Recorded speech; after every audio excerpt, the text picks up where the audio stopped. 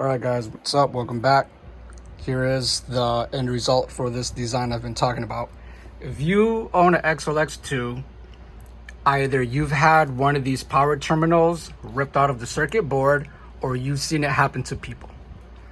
Now, I'm not going to get into, warranty and abuse and what happens.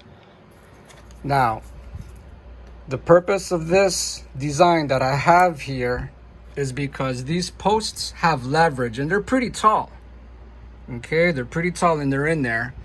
Now, if I pull on this, I'm gonna rip it out.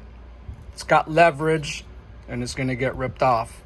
If this wire were to be soldered directly flat onto the circuit board, you could pull it and nothing's gonna crack, nothing's gonna break or rip off. You'd have to rip the wire out or break that solder joint, which is going to take tremendous force. But because it's not soldered directly into the circuit board and it's got this tall post, we're having a different situation. Now, upwards isn't so much of a big deal, but I'm not going to test that theory because we already know these posts are vulnerable for getting ripped off. So the purpose of this design, and the reason I did it with these slots and I didn't just drill a hole and feed the wire, is because nobody's going to want to unsolder and resolder QSA connectors. No one's going to want to do that. And even if you bought a new ESC and you fed it through and you got QSA connectors and now you got to get in here and do some kind of a maintenance, you're going to have to unsolder them or break the board to get it out. So as you can see, it's got the hole here so the fan can do its job. And the second piece slides over like this. And obviously this is going to be secured with the Phillips screws that hold the fan down. Screws just run in there and it's going to hold it down. That's how it's going to stay secured. Now, as for this part, you can either glue this, you can use double-sided tape, or you can just use some, little tiny Phillips screws, which is probably what I'm going to do. Now, I still have, let me see if I have or don't have space.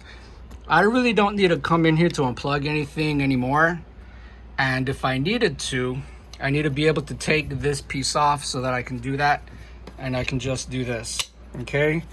Maybe that might be an inconvenience for some of you guys, but it's not as big of an inconvenience as having your ESC post ripped off and either it catching fire or not and being in the position to pay $175 for a replacement.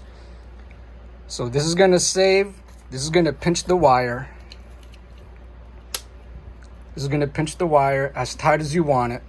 And this is going to prevent the wire from being pulled to where it's going to rip that, power terminal out of the circuit board. Now, in the event that whatever does happen cracks and breaks this bracket, don't blame it on the bracket because without the bracket, you would have been doomed anyway. This is only to add extra security. Now, if you want to make this out of carbon fiber or aluminum, you're 100%, you're set. This is PVC expanded foam board. This is material that I use to do my prototype projects and panels and moldings and whatever. I start with paper, then I go to construction paper, then I go to this. And, when this looks good, this is my permanent stencil so that I can trace it indefinitely and make copies out of carbon fiber or whatever else I want to do. So for now, this is why I'm showing you this. Eventually, this will go into carbon fiber, and I am gonna have a couple screws here, either screws or nuts and bolts that are gonna hold it down. It's gonna be completely maintenanceable. So as far as getting ripped upwards, it will add some support, but its main purpose is to not get it to get snagged that way, because that's how it always happens.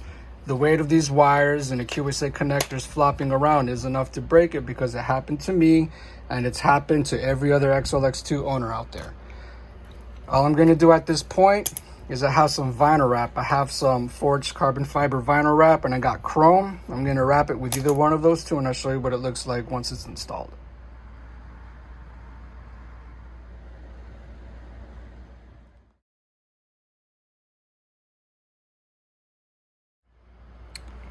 So this is it already screwed down. I ended up using different leftover screws that I had because these just weren't going to be long enough. Now what is left to do is to throw this piece on top of here and I'm just gonna screw it down, make sure that it's tight. And these are the screws that I'm gonna use. There she is, she's done.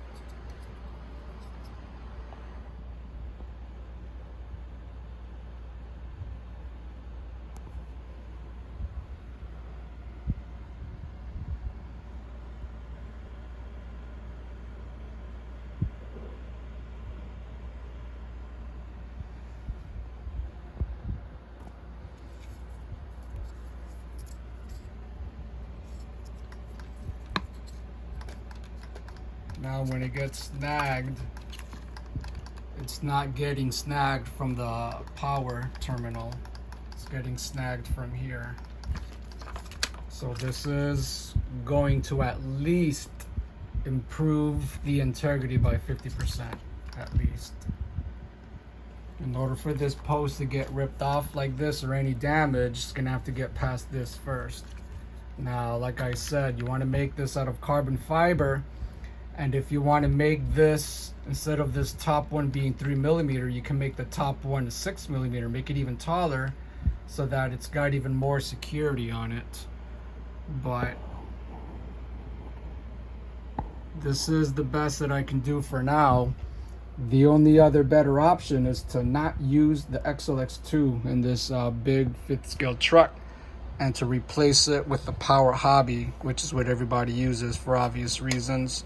And I'd still be skeptical using this in a speed run, because if I hit a curb pretty hard, my XLX2 could be completely compromised just because of the posts.